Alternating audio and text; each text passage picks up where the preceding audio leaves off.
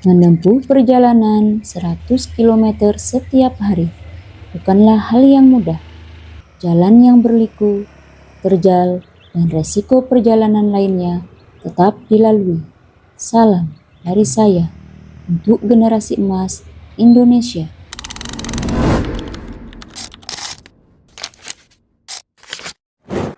Saya Nurhayati, guru kelas 5 SD Negeri 2 Menggala, Kabupaten Lombok Utara.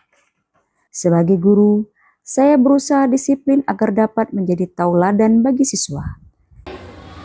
Satu di antara saudaranya ini.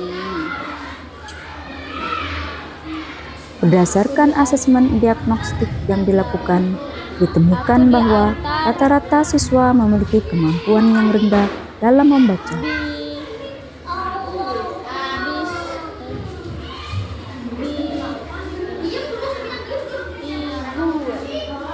Mereka sebatas bisa melafalkan huruf, namun belum memahami isi bacaannya. Bahkan lebih menantang lagi dari itu, terdapat beberapa anak yang masih terbata-bata dalam membaca. Kondisi ini menyulitkan saya untuk mengajar materi pelajaran yang sesuai dengan fase mereka. Di sisi lain, kesadaran akan pentingnya belajar belum tampak dari perilaku siswa. Siswa datang ke sekolah belum benar-benar untuk belajar. Mereka ke sekolah hanya sebagai sebuah rutinitas, bukan sebuah kebutuhan. Hal ini mengakibatkan kemampuan literasi dan numerasi mereka rendah. Tantangan yang dihadapi dalam meningkatkan kemampuan membaca adalah sekolah belum memiliki ruang perpustakaan. Karena ruang perpustakaan yang belum ada, aktivitas meminjam dan membaca buku menjadi minim. Tantangan dalam mendidik yang dihadapi adalah jarak rumah yang jauh dari sekolah, melakukan perjalanan 50 km setiap hari, menguras tenaga yang banyak. Energi yang harusnya dipakai untuk mengajar siswa dengan minat belajar yang rendah, setengahnya terkuras di jalan. Namun, sebagai guru, saya harus tetap profesional sebagai tanggung jawab terhadap ikrar yang telah diucapkan. Menyadari masalah kemampuan membaca dan kesadaran belajar yang rendah, saya merancang upaya berkelanjutan yang saya rangkum dalam skema kelas bertumbuh. Makna kelas di dalam istilah ini bukan sekedar mengacu kepada ruang, melainkan juga kepada kelompok pembelajar, yaitu siswa di dalamnya. Kelas bertumbuh adalah kelas yang setiap harinya ada pembaharuan dan kemajuan di dalamnya. Misi ini dibagi dua. Pertama, meningkatkan kemampuan membaca, dan yang kedua, meningkatkan kesadaran belajar siswa. Upaya dalam meningkatkan kemampuan membaca siswa dilakukan dengan beberapa strategi, yaitu 1 tujuan, 1 saya, rolling, dan taman baca. 1 tujuan, akronim dari 1 pertemuan membaca 1 judul bacaan. 1 tujuan dilakukan setiap hari. Setelah siswa menyelesaikan 1 judul bacaan, siswa menuliskan laporan hasil membaca dalam jurnal membaca. 1 saya. 1 saya adalah mata rantai dari 1 tujuan. 1 saya merupakan akronim dari 1 siswa menulis 1 karya. Karya yang dihasilkan dari 1 saya adalah karya tulis sederhana dari hasil membacanya. Misalnya kutipan inspiratif atau bentuk lain yang diilhami dari hasil membacanya. Karya yang sudah jadi ditempel di pohon literasi dan mading. Program untuk menjaga minat baca adalah rolling.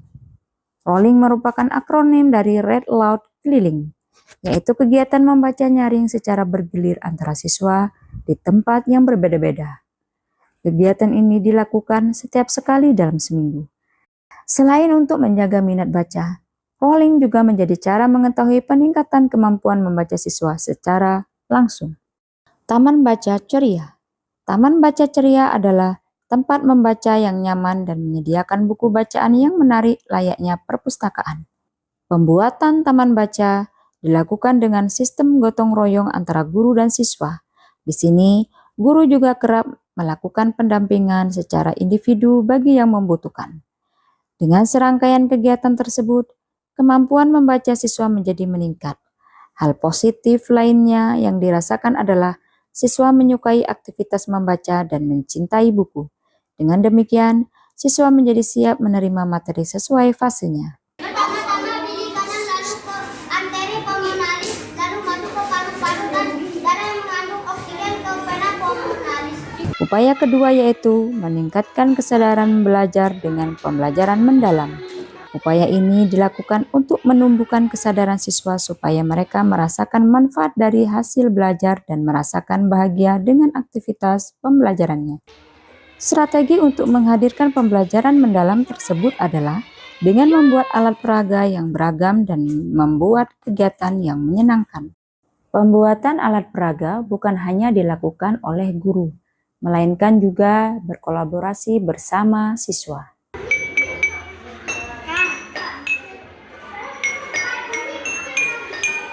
Peran alat peraga sangat penting dalam pembelajaran, karena dapat membuat pembelajaran menjadi konkret.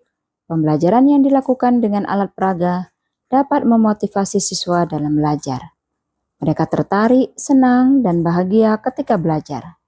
Mereka menjadi antusias untuk mengikuti setiap tahapan dalam pembelajaran. Dengan alat peraga, mereka terlibat secara aktif. Keaktifan ini menjadi indikator bahwa mereka sadar akan proses belajar yang dilakukan dan merasakan manfaat dari hasil belajarnya. Seluruh alat peraga tersebut ditransformasikan menjadi laboratorium mini di kelas. Laboratorium mini merupakan kumpulan alat peraga yang telah dibuat. Kelak, kapanpun siswa membutuhkan kembali, masih tersimpan baik di lab ini.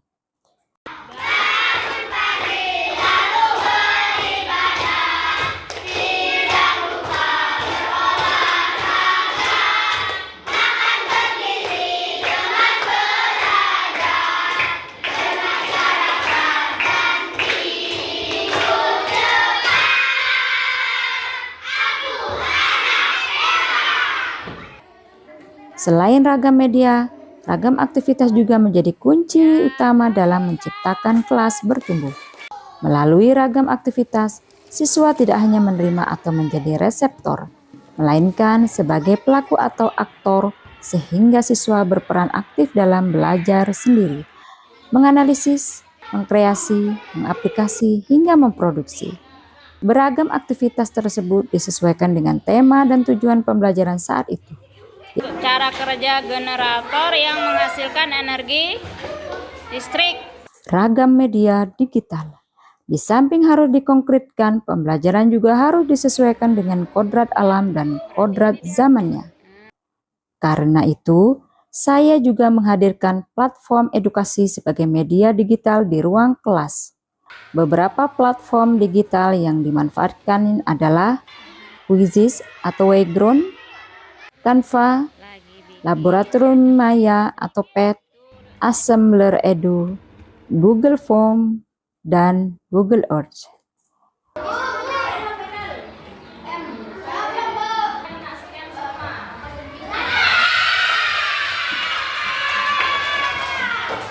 Quizizz atau Wayground terutama adalah hal yang paling disenangi oleh siswa. Dengan menggunakan Quizizz dalam pembelajaran, siswa nagih untuk segera belajar kembali. Itu artinya siswa terpacu dan terobsesi untuk terus belajar. Dampak dari seluruh rangkaian kegiatan ini bukan hanya dirasakan oleh kelas 5 saja, melainkan oleh lingkungan sekolah pada umumnya. Sebagian dari skema kelas bertumbuh dijadikan sebagai budaya sekolah. Kelas bertumbuh juga berdampak pada peningkatan nilai rapor pendidikan. Saya senang belajar oleh Bu Guru, banyak alat belajarnya. Saya senang diajari Bu Guru Nur, saya menjadi percaya diri. Bila mana ada kebutuhan di kelas mengenai siswa-siswa alat peraganya, selalu dia membantu. Dan Bu Guru Nur itu sangat kreatif. Yang menjadi kepala di sekolah di sini, saya melihat Bu Guru Nur Hayati sudah menjadi guru teladan di sini ya. Kita jadikan guru percontohan di sekolah ini ya.